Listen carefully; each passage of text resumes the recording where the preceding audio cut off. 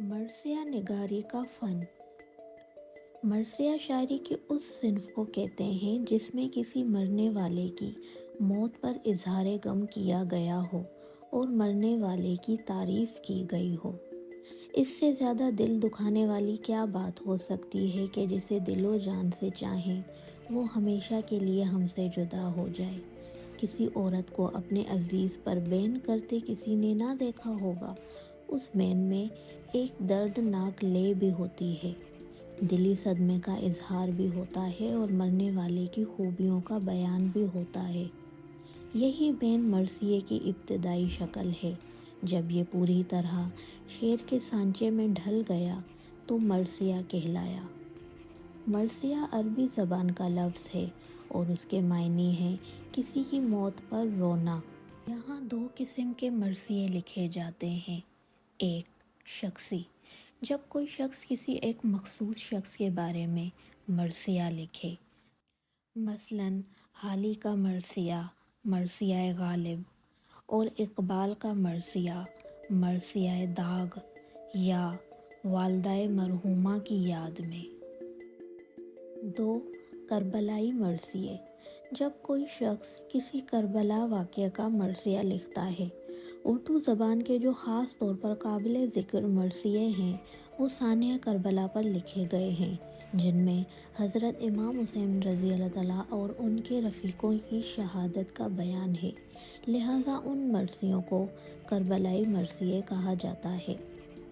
مرثیے کے موضوعات: حضرت امام حسین رضی اللہ تعالیٰ عنہ اور ان کے عزیزوں کے مدینے سے روانگی اس واقعے کا پہلا موضوع ہے۔ اگلا موضوع طویل سفر ہے۔ سفر کے دوران شہادت کی خبر بھی ایک اہم موضوع ہے۔ پانی کا ختم ہو جانا اور جناب امام رضی اللہ تعالیٰ عنہ کا دریا دلی کا ثبوت دینا، کربلا پہنچنا، وہاں خیمے نصب کرنا، پانی کا بند ہونا، صلح کی کوششیں، جنگ کی تیاریاں اور پھر جنگ شہادت، کسی بہادر کی شہادت پہ عزیزوں کے کربلائی مرثیے اہم موضوعات ہیں۔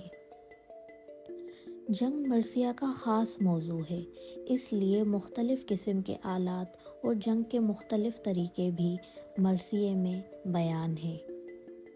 مرثیے کی خصوصیات یہ بھی ہیں کہ مرثیے میں مرثیہ نگار جا بجا بے شمار مناظر کی عکاسی بھی کرتا ہے۔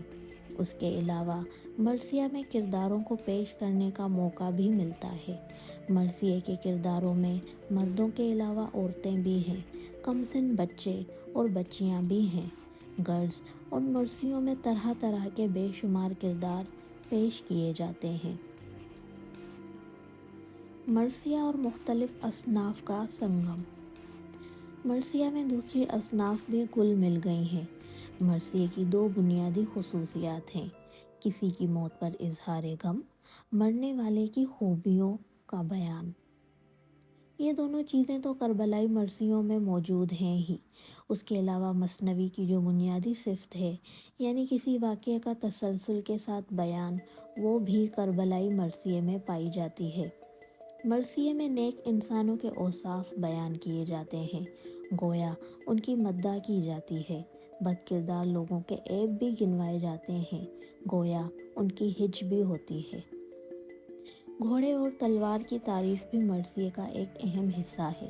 اس طرح ان میں مدحیہ قصیدے اور ہجویہ قصیدے کی خصوصیات بھی داخل ہو گئی ہیں۔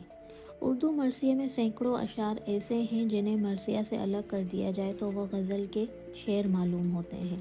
اس طرح مرثیہ میں مثنوی، قصیدہ اور غزل کی خصوصیات بھی پائی جاتی ہیں۔ مرثیے میں ڈرامے کا عنصر بھی پیدا ہوتا ہے، کیونکہ ایسا محسوس ہوتا ہے کہ ہم واقعات کربلا کا بیان سن نہیں رہے بلکہ سارے واقعات پیش آتے ہوئے اپنی آنکھوں سے دیکھ رہے ہیں۔ اس میں المیہ اور ٹریجڈی کے عناصر بھی واضح ہیں۔ ہیئت: مرثیے کے لیے کسی خاص ہیئت یعنی فارم کی پابندی لازمی نہیں۔ غزل، رباعی، مسدس، مربع اور کسی بھی فارم کو مرثیے کے لیے اختیار کیا جا سکتا ہے۔ مرثیے کو اس کی فارم کے لیے نہیں بلکہ موضوع سے پہچانا جاتا ہے۔ ابتدائی دور میں بہت سے مرثیے غزل کی شکل میں لکھے گئے۔ غالب نے اپنے بیٹے عارف کا مرثیہ غزل ہی کی شکل میں لکھا ہے۔ اقبال نے اپنی والدہ کی یاد میں اپنی ماں کا مرثیہ مثنوی کی فارم میں لکھا ہے۔ حالی نے غالب کا مرثیہ ترکیب بند کی شکل میں لکھا ہے۔ آخرکار جو ہیئت مرثیے کے لیے سب سے زیادہ موزوں ٹھہری، جس نے سب سے زیادہ رواج پایا، وہ مسدس ہے۔ مسدس کا ہر بند 6 مصرعوں پر مشتمل ہوتا ہے۔ 4 مصرعے ایک قافیہ اور ردیف اور باقی 2 مصرعے مختلف قافیہ اور ردیف۔ مثلاً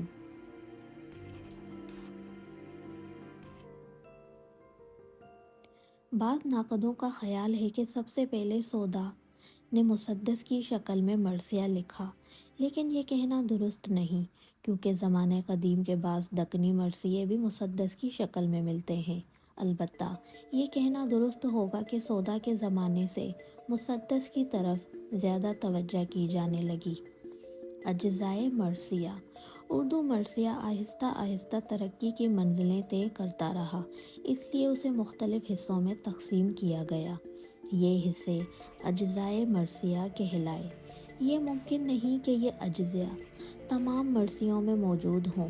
طوالت سے بچنے کے لیے بھی مرثیہ نگاروں نے اکثر اجزاء کو نظر انداز کیا ہے، لہٰذا وہ اجزاء یوں ہیں۔ چہرہ: مرثیے کے شروع کے وہ بند جو تمہید کے طور پر لکھے جاتے ہیں انہیں چہرہ کہتے ہیں۔